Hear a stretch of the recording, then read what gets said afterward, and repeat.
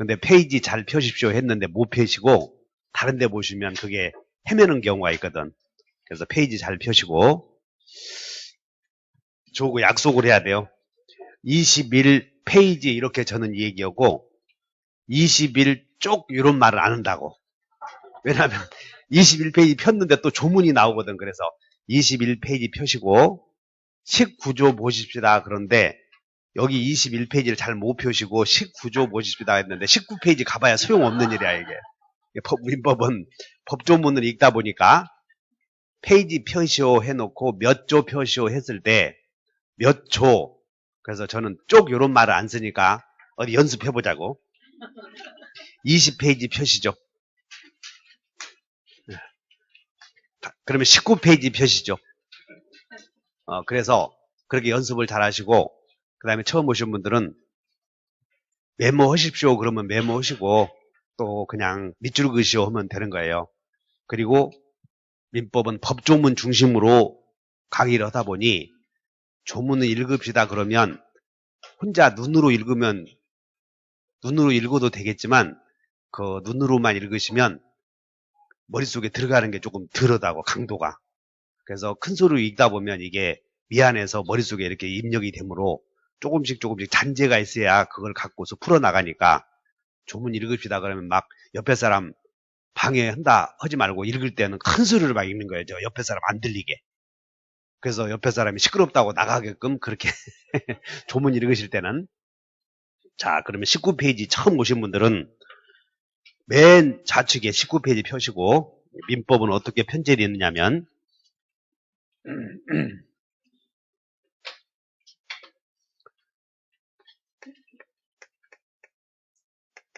먼저 민법은 총 5편으로 되어 있어요. 5편으로. 그래서 1편 총칙, 2편에서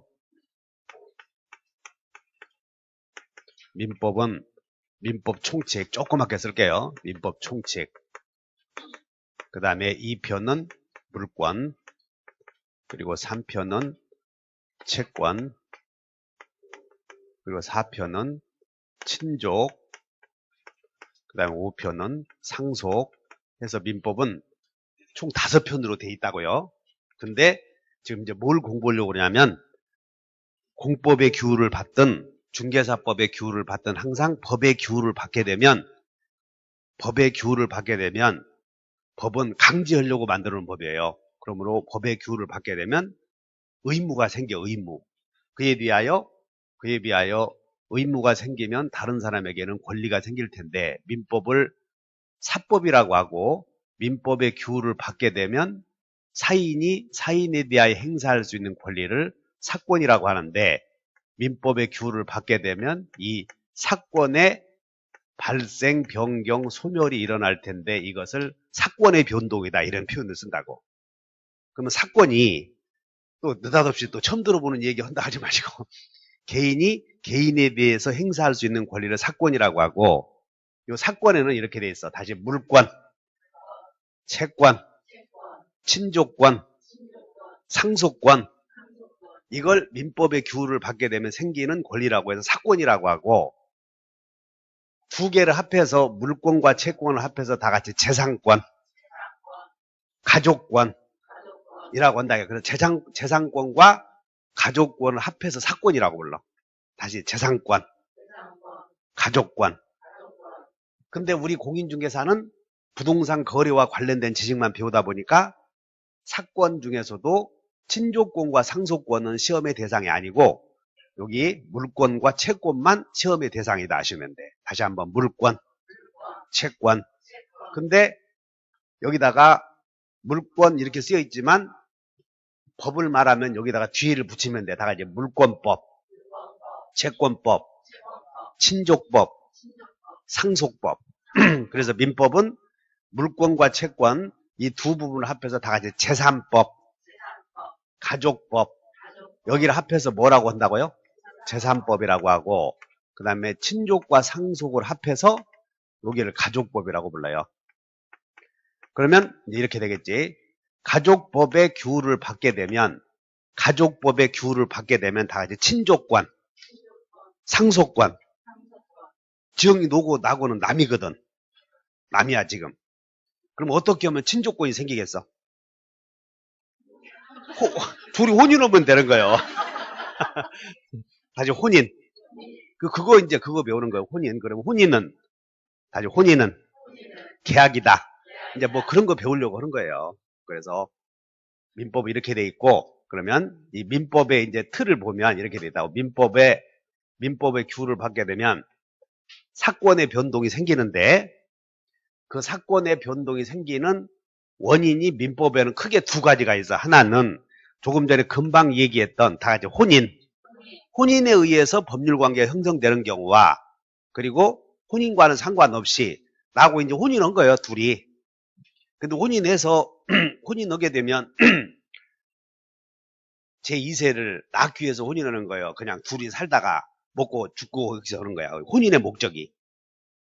우리는 혼인을 하게 되면 국가에 대한 의무와 가족관계 의무 두 가지가 생기는 거예요. 그래서 국가에 대한 의무로서 국가의 영속성을 유지하기 위해서는 자식들 3명은 낳아줘야 돼. 그래 내가 주례 볼 때는 3명은 꼭 낳아야 된다 그래. 하나는 국가를 위해서, 하나는 아버지를 위해서, 하나는 너를 위해서 이렇게. 그래서 국가를 위해서 하나 낳아서 바쳐야지 국가에다가. 그러면 이제 자식이 나게 되면 그냥 그 사람이 친족이 되는 거지 나고. 그래서 그 자식을 낳게 되면 친족이 되는 이유는 계약에서 그냥 계약과는 상관없이 그냥 법률 규정에 의해서 친족권이 생긴다는 거예요. 그래서 두 가지를 배우려고 그래. 그래서 여기서 혼인을 뭐라고 하냐면 혼인을 의사표시가 들어가는 행위를 다 같이 법률행위. 의사표시가 들어가는 행위를 법률행위라고 하고, 그 다음에 의사표시가 들어가지 않으면 법률 규정에 의해서 이제 사건의 변동이 생긴다는 것을 여기서 이렇게 써 있다는 거예요. 그럼 여러분들 책에 01번에 법률행위 나오죠? 그래서 공인중개사 시험에서는 사건의 변동 원인이 주로 가족 관계가 형성되는 주된 원인이 주로 혼인으로부터 출발하더라. 그래서 우리는 혼인하자 그러면 상대방이 승낙을 해야 되겠지. 그래서 혼인으로부터 출발할 텐데 이 혼인을 계약이라고 하고 계약을 법률행위라고 한다 이렇게 하시면 돼. 그런데 내가 예를 들 때는 이 가족법을 중심으로 했지만 재산법의 중심으로 예를 든다면 주로 소유권의 변동이 생기는 원인을 배울 텐데 그 소유권의 변동이 생기는 주된 원인이 매매라고 하더라는 거야. 매매. 그래서 앞으로 저와 여러분들은 99% 매매를 갖고 공부를 하는 거예요. 매매를. 근데 그 매매를 뭐라고 하냐면 여기서 법률행위 다 같이 매매, 유언, 상속, 상속 포기, 유언, 유증, 무슨 뭐 이혼. 이혼은 법률행위예요, 아니에요? 이혼은 법률행위지. 그래서 이혼하려고 생각해 본 적이 있으시나? 마음속으로. 그래서 이혼하려고 생각했지만 교회 가서 또 기도하면 아서라 그러잖아. 이렇게 그냥 살으라고 다른 놈 만나야 똑같으니까. 그래서 이혼도 매매도 유언도 상속 포기도 전부 이것을 합해서 법률행위라고 하는 거예요. 근데 우리는 수많은 법률행위 중에서도 주로 뭐만 배우냐면 다 매매를 배운다 이렇게 아시면 돼. 그러면 자 이제 우리는 사건의 변동 중에서도 우리는 가족법은 제외하고 재산법을 배우는데 이 법률행위라는 수단을 통한 사건의 변동은 유언한 대로 다 같이 유언한 대로 혼인하고 싶은 대로 이렇게 상속 포기한 대로 해서 당사자가 의사표시한다. 그것을 의사표시라고 하는데 당사자가 의도한 바대로 재산권의 변동이 생겨. 의도한 바대로. 근데 법률의 규정에 의한 경우는 당사자의 의도가 무엇인지를 묻지 않고 그냥 법률의 규정에서 강제적으로 재산권의 변동이 생긴다 이렇게 하시면 돼. 그래서 우리는 앞으로 여러분들 책에 법률행위를 배울 텐데 자 처음 오신 분들은 법률행위가 뭐냐 그러면 하나만 써놓고 가는 거예요. 법률행위다 밑줄 메모시고 의사표시가 들어가는 행위 이렇게 써버리세요. 여기다가 처음 오신 분들은 자 다시 한다. 처음 오신 분들은 법률행위를 뭐라고 정의하고 가자고요? 그렇지. 의사표시가 들어가는 행위를 전부 법률행위라고 불러. 이해하셨나요? 그러면 한 장 넘기셔. 한 장 넘겨보면 20페이지 봤더니 법률행위의 의의라 이렇게 나오죠? 여러분들 이거 외울 필요는 없어. 그냥 법률행위의 간만 잡으면 돼. 아니 가서 유언이나 이혼이나 취소나 매매 등등을 법률행위라고 한다. 이렇게 간만 잡으시고, 그리고 법률행위가 무슨 의사표시를 요소로 하는 법률 요건이다 이렇게 정확하게 할 필요 없고, 그냥 의사표시가 들어가는 행위다 이렇게 하시면 돼. 다시 한번 의사표시가 들어가는 행위. 그렇게 해놓으신다. 그러면 인간의 행위는 무수하게 많은 행위가 있는데, 불법행위도 있고 준법률행위도 있고, 이제 공부를 하다 보면 이제 인간의 행위 무수하게 많은 행위가 있어요. 이렇게 불법행위, 무슨 뭐 사무관리 이런 것들. 그 다음에 법률행위도 있을 것이고 당연히.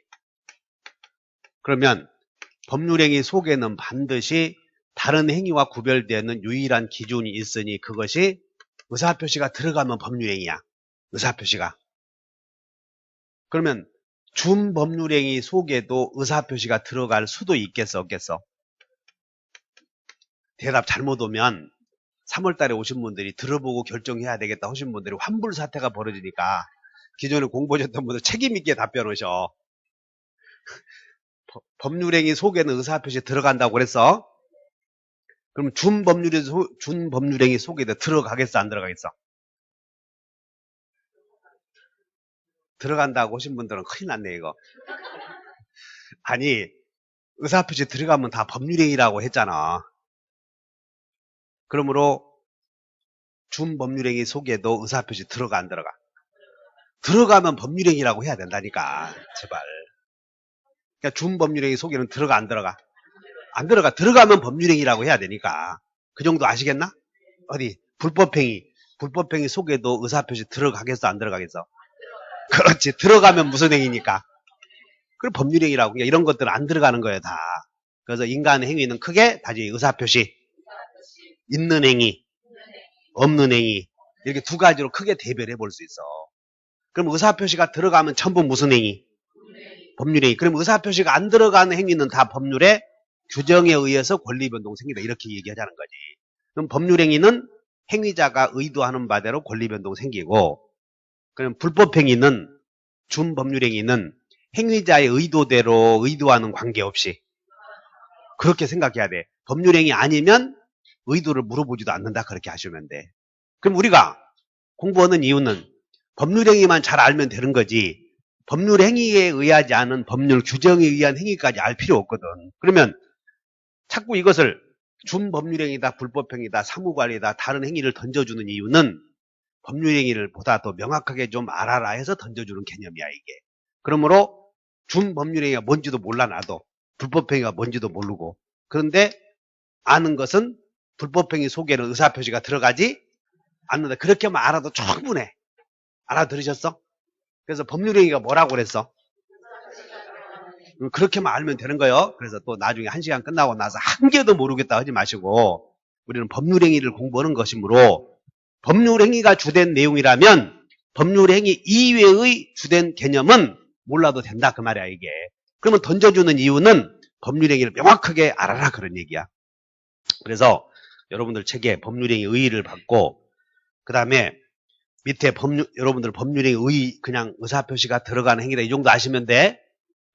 자, 그러면 이제 다시 여러분들 이쪽으로 오시면 1편에는 민법 총칙이 있고 2편에는 물권법, 채권법 있는데, 자, 1편 제1편에 민법 총칙은 다시 어떻게 편제되어 있느냐면 1장 통칙, 이제는 메모 안 하셔도 돼. 2장은 인, 3장은 법인, 4장에 물건. 그래서 여기서 물건이 여기서 나오기 때문에 기존에 공부하셨던 분들 뭐 주물이다 종물이다 여기서 원물이다 과실이다 이런 것이 여기서 나와. 주물, 종물, 원물, 과실, 동산, 부동산 개념이 여기서 나온다고. 근데 공인중개사 시험은 민법 총칙에서 어디서부터 시험 범위냐면 법률행위 있지? 여기서부터 시험 범위이다 보니까 그 위의 개념은 물건이 뭐다, 그냥 동산이 뭐다, 부동산이 뭐다, 그래서 움직이지 않는 것은 부동산이고 움직이는 것은 동산이다, 이렇게만 알아도 충분한 거지. 여기서 무슨 물건이 어떤 요건을 갖춰야 되느니 벽이 있어야 되고 기둥이 있어야 되고 어쩌고 그런 거 민법과는 하등에 상관이 없는 거예요. 그냥 거기를 여기서 이제 야, 나 물건이 뭔지 한번 해봐야 되겠다 하고 책 찾아보다 보면 교재에서 또 부족한 부분은 네이버 들어가 봤더니 뭐라고 써놨고 다음 들어가 봤더니 뭐라고 써놓고 이제 거기서 혼자서 이제 막 빠져 들어가는 거예요. 그러니까 여러분들은 법률행위라는 개념만 잘 알면 되는 거고 그 이외의 지식, 이걸 여기가 당사자잖아, 당사자. 이렇게 그러면 법의 체계는 크게 따라선다. 사람이 물건을 거래한다, 이거 공부하는 거예요. 사람이 물건을 거래한다. 그러면 거래행위를 법률행위라고 한다는 거지. 이렇게 그렇게 하시고, 그 다음에 6장은 기간, 그리고 7장은 소멸시효가 있는데 공인중개사 시험은 민법 총칙에서는 1조에서 184조까지 있거든, 여기서. 근데 여기서 몇 조만 시험 범위냐면 103조부터 시험 범위야. 103조부터. 그래서 103조부터 154조까지. 몇 조부터 몇 조까지냐면 법률행위만 시험 범위인데 법률행위는 103조가 뭐가 나오냐면 103조가 여러분들 잘 아는 것처럼 반사이득 행위는 무효다, 요게 나온다고. 반사이득 행위는. 그리고 154조는 기한 있지, 기한. 기한의 이익은 채무자의 이익을 위한 것으로 기무추여 기무간이요. 기한은 채무자의 이익을 위한 것으로 간주한다, 추정한다. 그렇게 물어본다. 기무추, 이렇게. 추정과 간주를 때로는 구별해야 되는 경우도 있구나. 그래서 그거 물어본다고. 그래서 처음 오신 분들은 몰라도 돼. 그 다음에 제2편 갔더니 여기 이제 사람의 물건에 대한 권리를 물권이라고 그래요. 그래서 제2편 사람의 물건에 대한 권리를 물권이라고 하고 185조에서 372조까지를 물권법이라고 그래. 물권법. 그러면 여기도 1장 총칙이 나오고, 그 다음에 2장부터 이제 물권의 종류가 등장을 하는데 2장이 어떤 물건을 사실상 지배하면 점유권, 법률의 범위 내에서 점유하고 있는 물건을 사용수익 처분할 수 있을 때 소유권, 그 다음에 타인의 토지에 건물, 공작물, 수목 등을 소유하기 위하여 땅을 빌려 쓰는 권리가 지상권, 그 다음에 요역지의 편익을 위해서 승역지를 이용하는 권리 지역권, 그 다음에 6장 전세금을 지급하고 용도에 쫓아서 사용하는 권리가 전세권, 7장 목적물에 관하여 생긴 채권을 담보하기 위한 권리가 유치권, 8장 채무자가 채무이행을 담보하기 위해서 동산을 맡겼을 때 채권자의 동산에 대한 권리를 질권, 저당권은 채무자가 채무이행을 담보하기 위해서 부동산을 맡겼을 때 채권자의 부동산에 대한 권리를 저당권이라고 하는데, 오늘 처음 오신 분 중에서는 물권 중에서 여기서 처음 오신 분들 중에서 물권 중에서 아는 것이 있는가 한번 짚어봐, 마음속으로. 그래서 물권 중에서 소유권 들어보셨을 것이에요. 그리고 또 빚이 많이 진 사람들은 저당권도 들어보실 거예요. 빚이 많이 진 사람들. 그리고 돈이 없어서 금붙이나 카메라를 전당포에다 맡긴 것을 질권이라고 불러. 돈이 없어서. 그러니까는 부동산을 담보로 잡혔다는 얘기는 돈이 있는 사람이야, 없는 사람이야? 없는 사람들은 반지 맡기고 돈 구워 쓰고, 있는 사람들은 부동산 맡기고 돈 구워 쓴다고. 그래서 있는 사람들은 저당권을 은행에 설정해 줄 수가 있을 것이고, 돈이 한 푼도 없는 사람들은 과거에 이 반지 맡기고 돈 구워 써다가 학비 대주고, 이렇게 기성예비 7,000원 할 때. 유치권은 자동차 수선했을 때. 근데 오늘 여러분들이 알아야 될 건 물권에는 여러 가지가 있는데 그 중에서 대표적인 것이 소유권이다, 이렇게 아시면 돼요. 다 같이 소유권은 물권이다. 소유권은 물권이고, 그럼 물권이 뭐냐면 물권은 특정물에 대한 지배권을 물권이라고 그래요. 자, 여러분들 미안한데 교재 한번 다시 갑시다. 페이지 목차에 가서 처음 오신 분들은 목차로 다시 되돌아가 보시죠. 앞으로 가보시면 파트 2에 물권법이라고 보여요. 처음 오신 분들 때문에 하는 거예요. 파트 2의 무슨 법? 그러니까 한 3개월 하신 분들은 이런 것들은 다 알잖아, 이제 목차랑. 그러니까 목차라도 아는 것은 많이 아는 거예요.